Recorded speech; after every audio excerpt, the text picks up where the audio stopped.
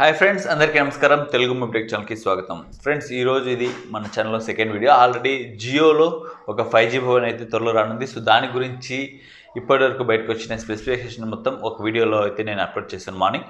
So ఎవరైనా Jio phone 5G గురించి ఎదురు చూస్తుంటే సో దానిలో ఎలాంటి స్పెక్స్ ఉందో ఆ వీడియో అయితే మీరు చూసుకోవచ్చు. ఈ వీడియోలో ఇన్ఫినిక్స్ తరఫున ఒక మొబైల్ అయితే ఫిబ్రవరి 8న ఇండియాలో అయితే లాంచ్ అయిపోతున్నారు. దానికి సంబంధించిన ఆల్మోస్ట్ అన్ని స్పెక్స్ అయితే బయటకు వచ్చింది. దాని గురించి వీడియోలో అయితే మనం క్లియర్గా చూడబోతున్నాం. సో వీడియోని అయితే చివరి వరకు చూడండి.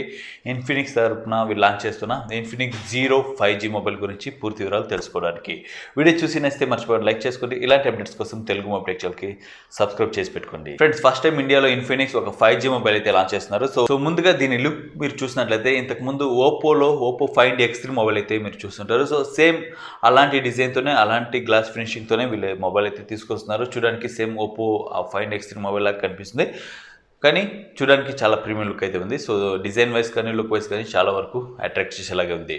సో దీనిలో మిగతా స్పెక్స్ చూసినట్లయితే ఇందులో పర్ఫార్మెన్స్ కోసం మీడియాటెక్ డైమెన్సిటీ 900 ప్రాసెసర్ అయితే రిలీజ్ చేస్తున్నారు. సో 5Gకి సంబంధించిన ప్రాసెసర్.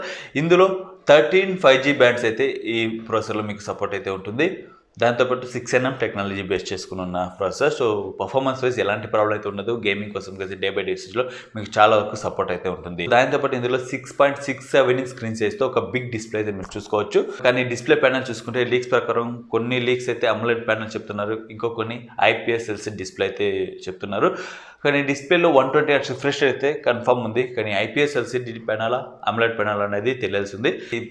ఈ మొబైల్ ఒక అండర్ 20,000 ఒక 18-19,000లో అయితే వీళ్ళు ఇన్ఫినిక్స్ తరఫున అయితే లాంచ్ చేస్తున్నారు. సో AMOLED ప్యానల్ వచ్చినట్లయితే రెడ్మీలో వాళ్ళు లాంచ్ చేస్తున్నారు. రెడ్మీ నోట్ 11 సిరీస్, రియల్మీలో రియల్మీ 9 సిరీస్కి ఒక కాంపిటీషన్ లాగానే ఈ మొబైల్ అయితే ఉంటుంది. కానీ ఎలాంటి డిస్ప్లే ప్యానల్ తీసుకొస్తున్నారో వెయిట్ చేసేది చూడాలి.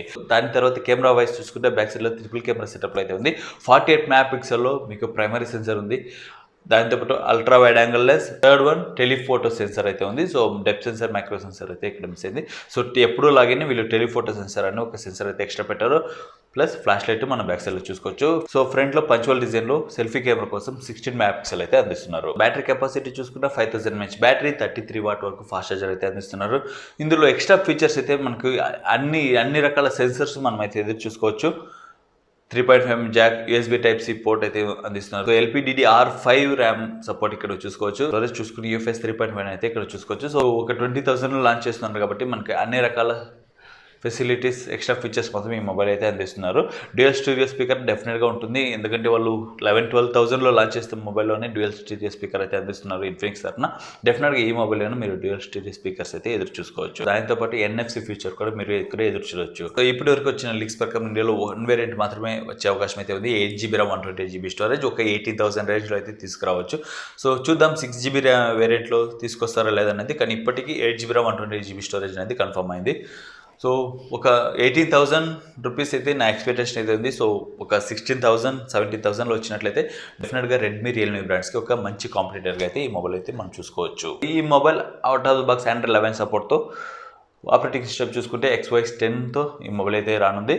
సో ఎక్కువ బ్లోట్వేర్స్ అయితే డెఫినెట్గా ఇన్ఫినిక్స్ మొబైల్ అయితే ఉంటుంది. సో చూద్దాం రెడ్మీ, రియల్మీకి కాంపిటీషన్గా వీళ్ళు ప్రైస్ అయితే ఫిక్స్ చేస్తారా, లేకపోతే ఎలాంటి ప్రైస్ పాయింట్లో వీళ్ళు తీసుకొస్తారో వెయిట్ చేసేది చూడాలి.